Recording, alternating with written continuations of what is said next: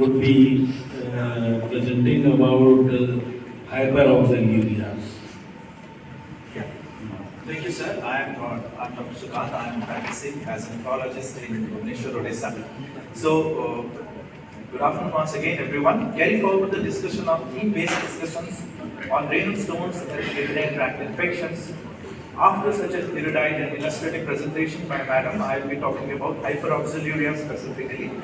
So, what is hyperoxaluria? Whenever we have an excess of oxalate in urine, we call it hyperoxaluria. There are there are basically two broad types of hyperoxaluria, primary and secondary. We will come to that. Our session will proceed with basic objectives. After discussing about the types of hyperoxaluria, we will look at the screening and diagnostic modalities, and of course, what are the challenges in current treatment and what are the new strategies and future directions. So, as I said, hyperoxaluria is a condition where there is excess of oxalate in urine. The normal urinary oxalate levels should not exceed 40 or 40 to 45. Whenever it exceeds that level, we call the condition as clinical hyperoxaluria. Normally, oxalate forms soluble salts with sodium and potassium, but when it forms insoluble salts with calcium, when its levels exceed a certain particular level, it forms insoluble salts, insoluble crystals. That's when all the problems start. Remember, oxalate is an end product of human metabolism which doesn't really have much use for human beings, and when it forms insoluble complexes, it causes all sorts of problems.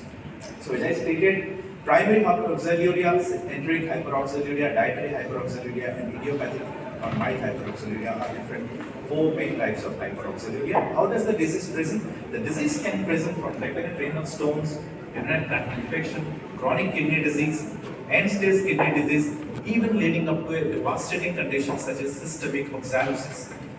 A brief discussion about oxalate homeostasis. Nearly 20 to 40% of oxalate is contributed by the diet, and the rest amount comes from endogenous production. Despite such a huge contribution and production of oxalate, the body homeostatic balance of oxalate is maintained by more than 90% of plasma oxalate being excreted, so that the plasma oxalate level is maintained from 0.1 to 0.45 millimole per day per deciliter. The renal handling of oxalate, without going into the complicated details, all I can say is that oxalate balance is maintained, or oxalate excretion is carried out by glomerular filtration, and as well as a equally strong contribution from tubular absorption, and it has been ably handled by various membrane transporters such as SLC26A1, SLC26A6, and these are some of the transporters which are also present in the intestine. So, what are the different types of primary hyperoxaluria?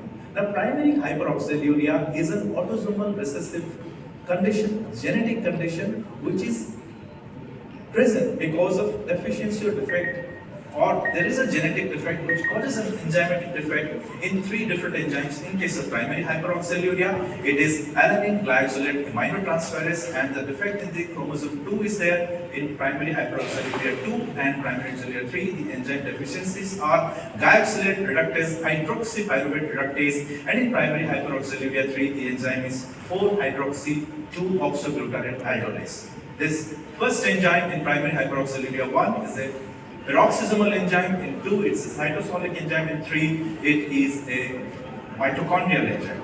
This slide will take us through some of the biochemical aspects. Remember, oxalate metabolism is an abnormality of glycine metabolism in the hepatocytes. So if I can walk you through these different steps of biochemical glycine catabolism, glycine gets converted to glyoxylate in the cytosol, and glyoxylate gets converted to glycolate or reduced to glycolate in by glycolate reductase. They move to, now it moves to peroxisome. It's the peroxisome where the most important aspect takes place here. Glycolate gets converted to glyoxylate. Once again, glyoxylate now gets converted to glycine, or it gets transaminated to glycine.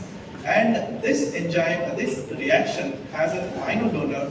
Unlike other transaminations, here the amino donor is alanine, and the enzyme that catalyzes this reaction is glycine transaminase or alanine glycolate transaminase. This enzyme or this enzymatic reaction, like most transaminases, requires vitamin B6 as a cofactor. Now, this is the enzyme that is defective in primary hyperoxaluria type 1. After this enzyme deficiency, what happens? This glycolate builds up in the cytoplasm, and glycolate, when builds up beyond a certain level, gets converted to oxalate by LDH, and oxalate gets crystallized or complexes with calcium, and calcium oxalate, if there is too much of it, cannot be reabsorbed, and that's when all sorts of problems start on nephrocalcinosis, nephrolithiasis, urolithiasis. So this is the next slide, which puts light on the two other enzymes. One is glycosylate hydroxypyruvate reductase, and the other enzyme is 4-hydroxymoxy-2-oxyglutarate aldolase. These two enzymes are deficient in primary hyperoxaluria type 2 and type 3. Remember, type 1 is responsible for almost 80% of cases, and 10% is contributed by the other two types of hyperoxaluria.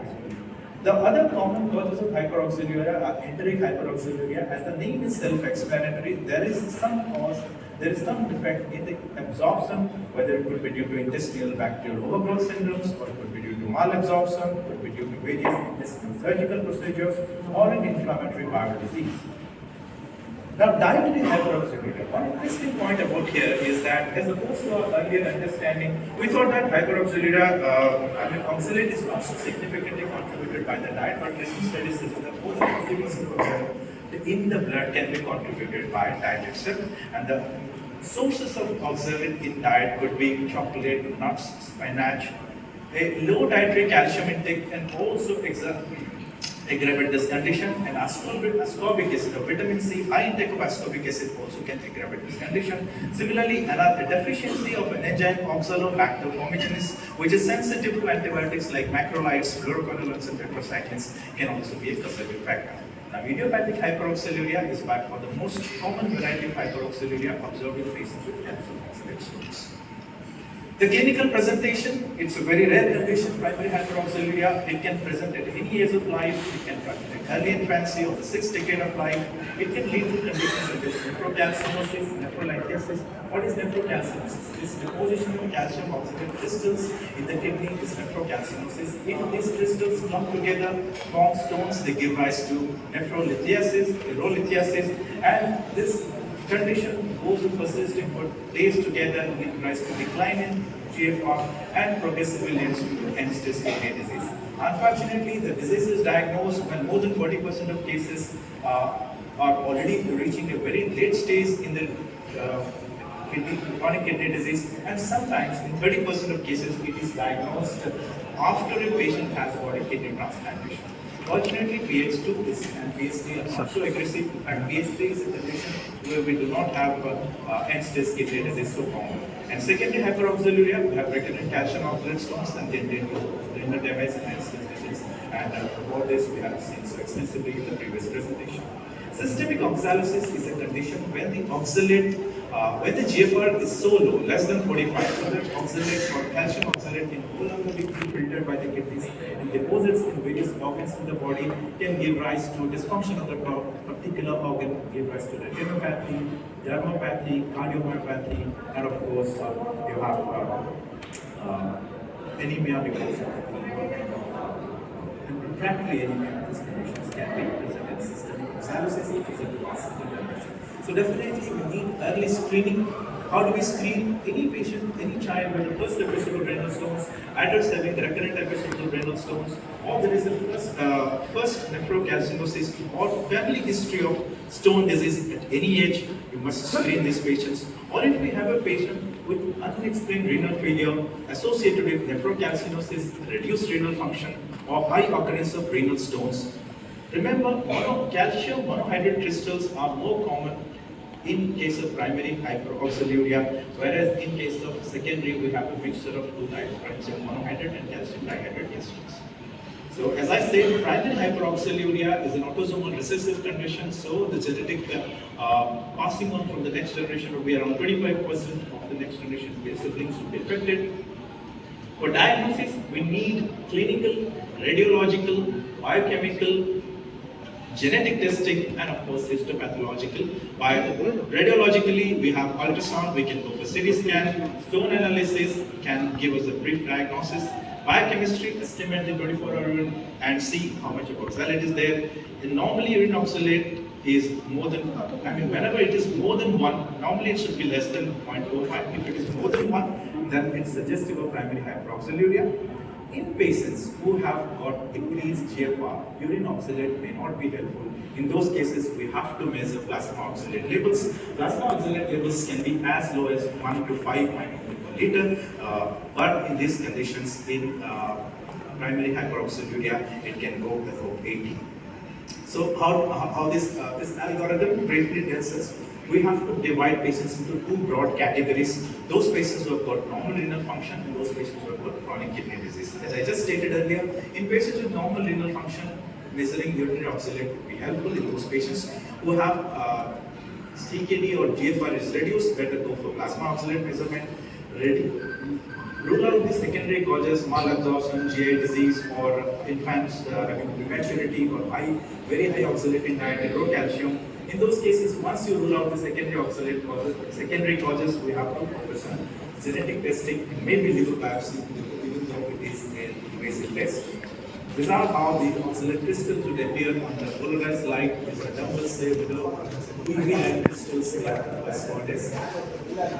In secondary hyperoxalosis, we have hyperoxaluria, we have stones usually mixed, and the urinary oxalate level is more than 0.7, and sometimes isotope stays can also be helpful. These are some of the CT scan, and this is a histopathological, and this is once the presence of oxalate crystals on the polarized light. Now coming to management strategies. First of all, as stated extensively, we go for conservative measures, high fluid intake, increase of 3 to 4 liters, minimum 2.5 liters of least per day, reduce the dietary intake of oxalate, and avoid excess intake of vitamin C. The next important thing is pyridoxine treatment. Pyridoxine forms an important mainstay of therapy because, as I stated, it is a cofactor in the alanine glycoside transformation reaction. But we have to make sure that we need supraphysiological doses of pyridoxine, sometimes up to 20 milligram per kg per day. Certain genotypes are more responsive to pyridoxine. Citrate complexes with calcium, it decreases the amount of calcium oxalate precipitation. Those patients who have got renal dysfunction need this potassium citrate, we can give calcium citrate, and probiotics such as oxalobacter formigenes also have been shown to have certain benefits, so more studies are important. Once there is the renal stones, of course, we need to take urological opinion, and it has been seen that in place of lithotripsy, it's better to go for endoscopic stone removal because lithotripsy actually leaves granules in the urinary tract that can subsequently form as nidus for further stone formation. Now, having dealt with this, if we ultimately have a patient who is ultimately going to attempt end-stage kidney disease, how do we manage them? In those patients who have got a reasonably good renal function, first of all, focus on reducing the oxalate levels. Those patients who have decreased GFR. Remember, in these patients, we need to have dialysis. Sorry for interruption. Just a reminder, we have last 2 minutes. Before we end up into end-stage kidney disease, even if the GFR is a little higher, aggressive hemodialysis is required. High flux dialyzer, longer dialysis sessions, early initiation, additional sessions per week are some of the important aspects we must remember in these patients when they are taken for dialysis. Tailored transplant strategies in primary hyperoxaluria. Hyperoxaluria is a disease of the liver. So of course we need to look into liver transplantation. There can be different aspects, different ways of looking at this. One is preemptive liver transplantation, one is sequential liver kidney transplantation, and preemptive liver transplantation for progressive renal disease when the GFR is more than 50. Sequential liver kidney transplantation when children are small, and combined liver kidney transplantation when chronic renal replacement therapy is unresponsive to pyridoxine. In those patients who have got PH2 and PH3, we can manage with isolated kidney transplantation. PH3 will not end up with end-stage kidney disease. Now there is, we have entered into an age, we have Rn inhibiting agents. So where do we stand in this age of Rn inhibiting agents? We have 3 important molecules. The most common I would like to focus on lumasiran, which is an inhibitor of glycosylate oxidase. And when we have lumasiran, it has been established and it has been approved by the FDA, it has been available as a subcutaneous injection, and there are various trials such as Illuminate C, Illuminate A and B. They have been showing the consistent benefits of lumasiran. And in the case of lumasiran, what do? We have to look at first correcting the oxalate levels in the urine, oxalate levels in the blood, then we have to look into those patients who have got a good GFR plus focus on reducing oxalate levels, those patients who have entered into the CKDs, and if the GFR is more than 30, we can reduce the oxalate levels, don't proceed for transplantation. For those who are already in stage kidney disease, go for kidney transplantation. Simultaneously look at addressing reducing the oxalate levels. There are certain oxalate degrading bacteria gene therapy newer areas, but remember, in conclusive summary, all I can say is that high degree of suspicion is required. Analysis of oxalate and metabolites in urine. At first, we go for conservative measures and consider pH in patients who preventing kidney stones when they particularly have family history. Despite extraordinary measures, if these patients end up into a stage where they need to transplant, then we have to individualize these transplantation strategies, incorporating RNA. With that, I conclude my presentation. Thank you for listening. Thank you, Dr. Surpasses, for a nice lucid presentation, highlighting the important and newer aspects. So, can we have any questions? Do we have any questions from